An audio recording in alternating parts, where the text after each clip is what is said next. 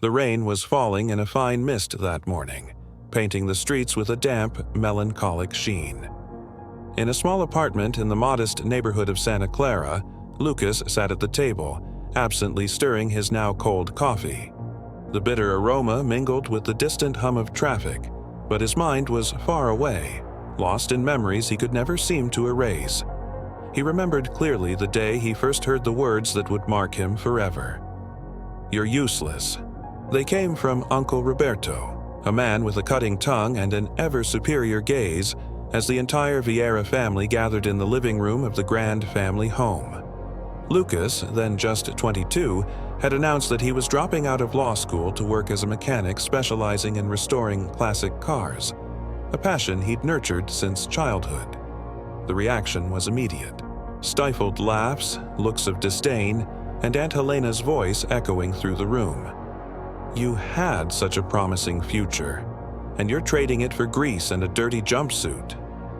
In that moment, he felt every gaze in the room slice through him like a blade. His cousin Gustavo, always competitive, added, "A mechanic? That's not a career. That's what people do when they've failed at everything else." Lucas tried to argue, to explain there was a growing market for restoring collectible and vintage vehicles, but no one wanted to listen. To them, he was throwing his life away. And to drive the knife even deeper, as he got up to leave, his grandfather spoke coldly. "This family doesn't need dreamers. It needs winners." From that day on, Lucas rarely showed up at family gatherings. He carved his own path, working in repair shops, teaching himself, saving every penny to open his own business. It took years, but eventually he opened a small specialized garage he named Garagem do Tempo, a place where forgotten cars were given new life. Yet, even with the business growing, the weight of his family's scorn never fully disappeared. He'd hear about birthdays, weddings, and celebrations that went on without anyone thinking to invite him. It was as if he had been erased from the family tree. But fate has a curious way of settling scores. That rainy morning, as he gazed out the window at the hurried street below, Lucas received an unexpected call. The area code was from another city, but the voice on the other end made his heart skip a beat. It was Julia, Helena's daughter, his cousin, whom he hadn't spoken to in over a decade. Her voice trembled, almost desperate. "Lucas, we need to talk. It's urgent." He hesitated for a few seconds before replying, the echoes of laughter and insults still fresh in his mind. "Julia, what happened?" "It's about the family business, and about my father. We're in serious trouble." Lucas rested his elbow on the table, rubbing his chin. Life's irony was staring him straight in the face. After years of being the useless one, his family now needed him. But even without knowing all the details, one thing was already crystal clear in his mind. It might be too late for them. The wind rattled the window, and Lucas realized that call wasn't just the start of a conversation. It was the first chapter of a reckoning he never imagined would come. The name Vieira carried weight in the city. Over decades, the family had built an empire, starting with a small trucking company founded by Lucas's grandfather, which grew into one of the largest logistics companies in the state. Over time, the business expanded into real estate and the import of luxury vehicles. From the outside, the Vieiras were the picture of success. Mansions, gala parties, society pages, and a surname that opened doors anywhere. Lucas, however, had always been the odd piece in that puzzle.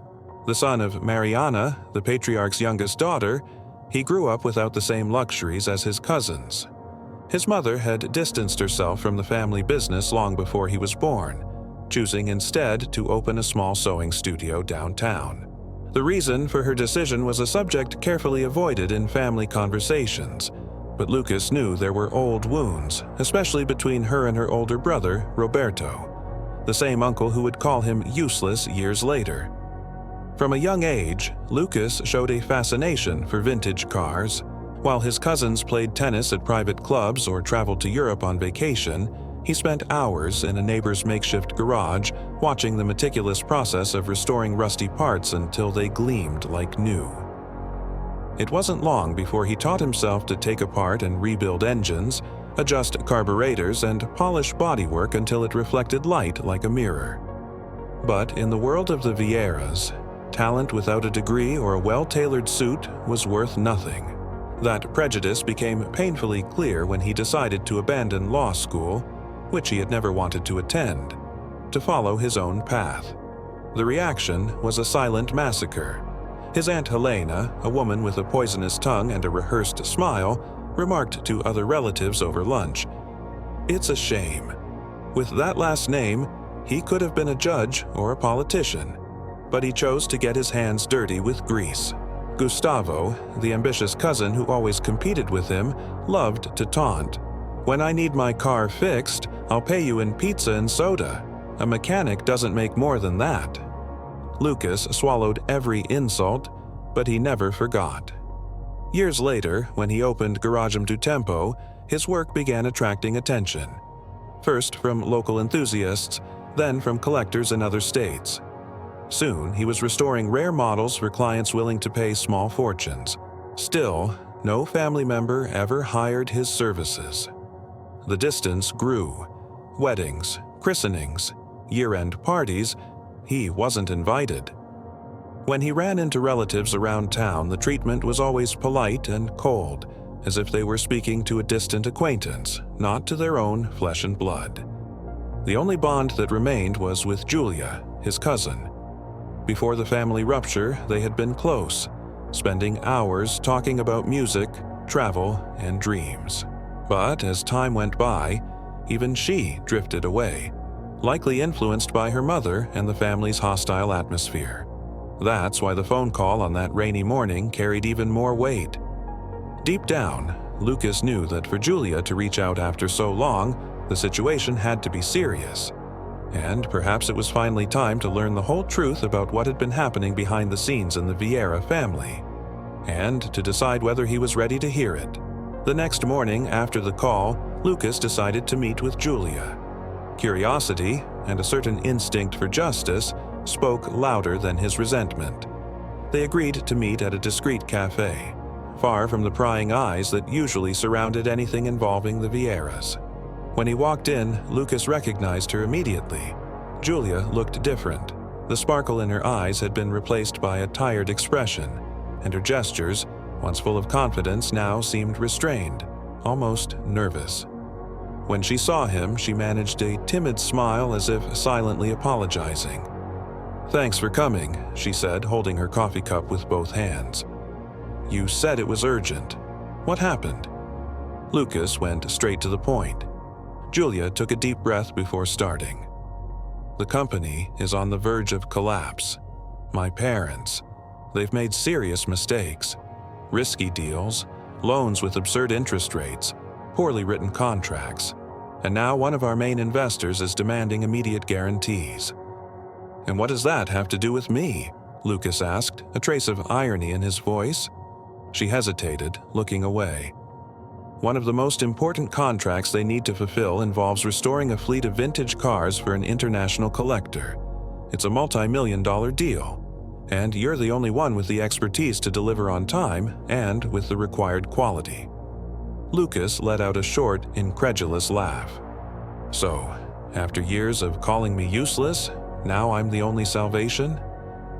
I know it's not fair to ask this, but without that contract, the company will go under. And when that happens, it won't just be the family fortune that disappears. It'll be all of our reputations." For a moment, Lucas thought about simply getting up and leaving. He remembered every look of disdain, every harsh word, every time he was ignored as if he didn't exist. But deep down, something in him wanted to hear more. "And what's in it for me?" he asked, crossing his arms. Julia looked at him as if searching for a spark of compassion. "Besides a generous payment, maybe the chance to show everyone they were wrong about you." The conversation was interrupted by the sound of the cafe door opening. Lucas instantly recognized the man who walked in, his uncle, Roberto. Dressed in an expensive suit and wearing the same arrogant expression as always, he approached the table. So, it's true. They called the mechanic. The word left his mouth as if it were something filthy. I hope you understand that if you accept, you'll be working for me. Lucas met his gaze, and in that moment made a silent decision. He would not be their salvation. At least, not in the way they expected. The meeting ended with Julia leaving in frustration and Roberto wearing his air of superiority, pretending he didn't care. But Lucas was already imagining a different scenario. One where he would be in control, not the family that had spent years looking down on him. That night, Lucas stayed up late, sitting in the worn armchair of his small office, the warm yellow light casting a dim glow over his desk. Spread across it were technical sketches, parts catalogs, and scattered notes. The family's request, though wrapped in desperation, carried enormous symbolic weight. For the first time, they needed him for something vital. But Lucas had no intention of simply accepting the job and delivering it as if nothing had happened. He saw the perfect opportunity to turn the tables, not with shouting or open revenge, but with intelligence and strategy. He began mentally listing his conditions. If he was going to step into this, it wouldn't be as an obedient employee. He wanted full control over the project, complete freedom to make decisions, and, above all, guarantees that he wouldn't be cast aside the moment the problem was solved. He picked up the phone and called 2 former clients, high-level collectors well connected to the international classic car market. He asked about the collector who had contracted the Vieira company. Within hours, he had the full picture. The man was an influential Arab businessman, obsessed with flawless restorations and intolerant of delays or mistakes. Any misstep could mean not just the loss of the contract, but a catastrophic blow to their reputation. Lucas realized that with such high stakes, he could set his own rules. The next day, he scheduled a meeting at the company's headquarters. It was the first time in over 10 years he had set foot in that imposing building, with its glass walls and luxurious lobby. Employees glanced at him curiously, trying to figure out who this man in a clean work jumpsuit and confident stride was as he walked through the main hallway. In the meeting room, he found Julia, Roberto, and Helena. The tension was palpable. "Before we talk about any work, I want to make my conditions clear," Lucas began, placing a folder of documents on the table. Roberto scoffed. "Conditions? You're here because you need money." Lucas gave a faint smile. "No, Uncle. I'm here because you need me, and that changes everything." The conditions were simple but firm. Full control over the project with no interference from the board. 50% of the agreed payment up front. The right to use his own team and outside resources with no ties to the company. A signed contract guaranteeing his name would appear as the official restorer in all project publicity.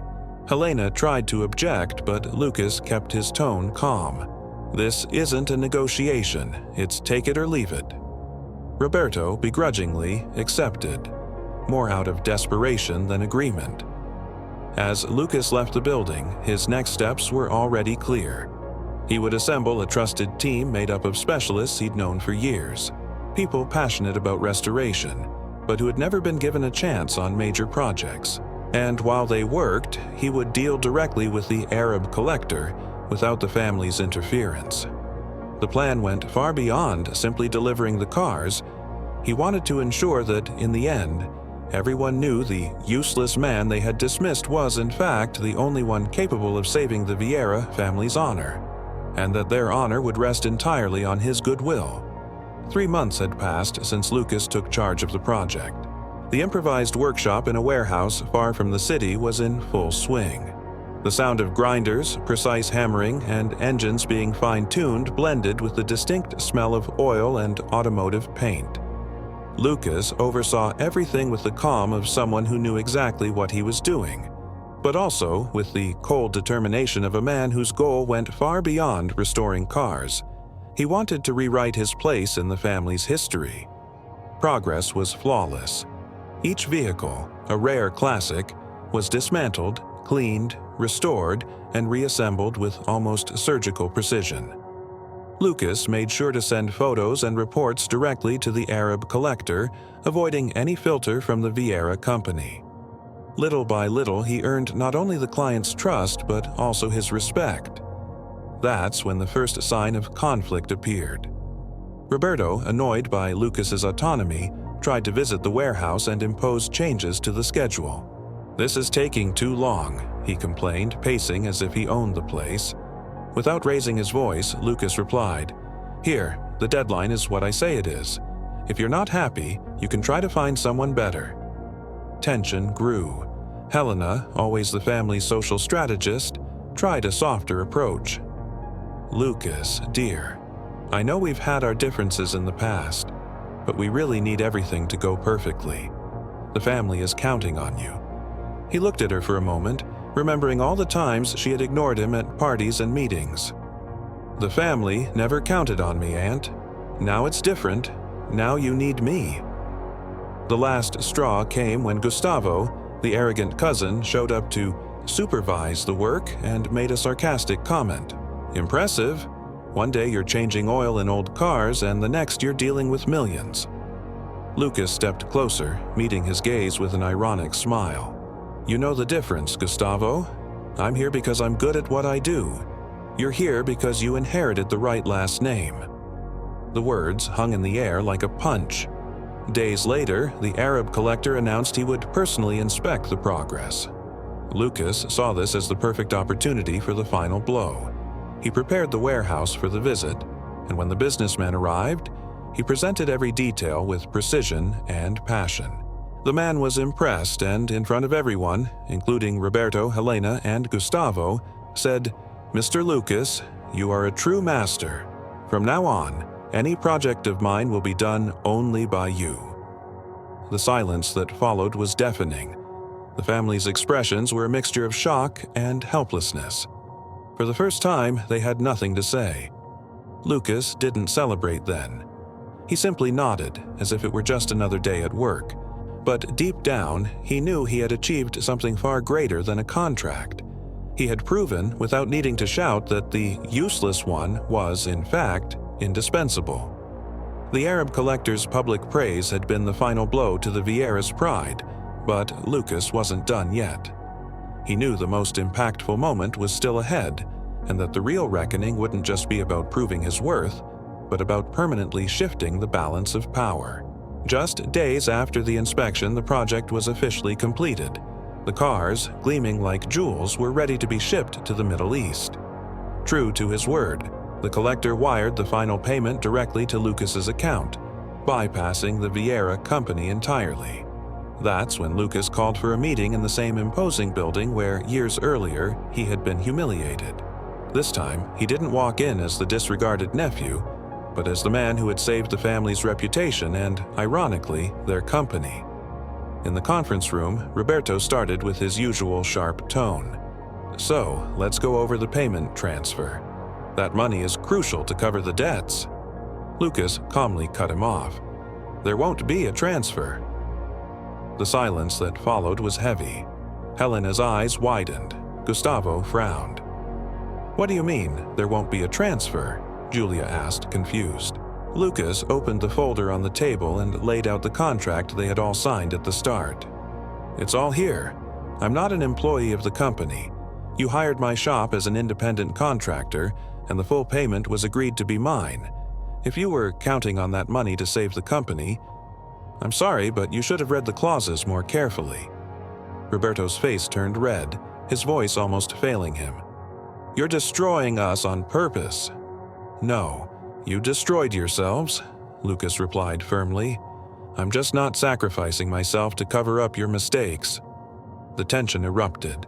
Helena tried to appeal to emotion. "Lucas, we're family." He stood, meeting her gaze. "Family? Where were you when I needed you? Where were you when you called me useless and laughed at my dreams? Family isn't that. Family is the people who believe in you when no one else does." Without another word, he gathered his documents and walked out, leaving the Vieiras in stunned silence. 2 weeks later, the papers reported the company's bankruptcy.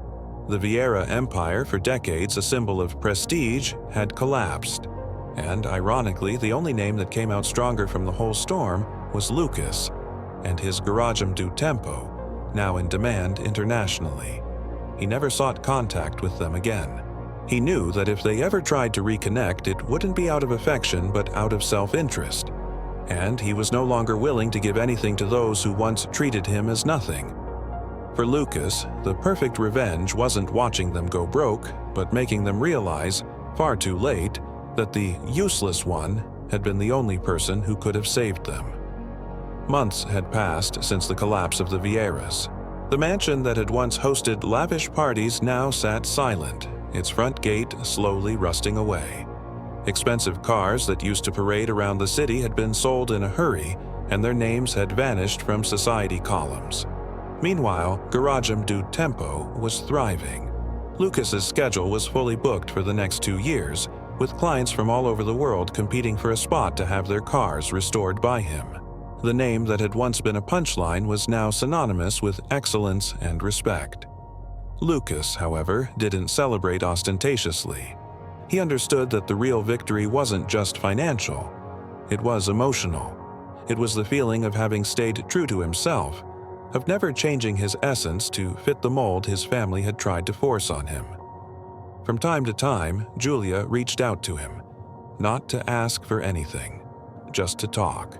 She seemed to be the only one who truly understood that what had happened wasn't just about business, but about dignity and respect. With her, Lucas kept a cordial, if distant, relationship. One afternoon, while adjusting the engine of a classic Italian car, he reflected on it all. He thought about the boy who had once been called useless, who had grown up hearing he'd never be worth anything, and who now commanded his own destiny. And he smiled. Because he realized that the best answer to those who doubt you isn't to yell or try to prove them wrong right away. It's simply to move forward, work hard, and let time and results speak for themselves. Deep down, Lucas knew his story carried a bigger message. It was a reminder to everyone who had ever been underestimated that a person's worth isn't measured by the title they hold, the diploma they display, or the last name they carry, but by what they're capable of achieving when no one believes in them. He closed the car's hood, wiped his hands with a rag, and looked toward the horizon. There was no anger left, no lingering desire for revenge, only the quiet certainty that when they finally needed him, it was already too late.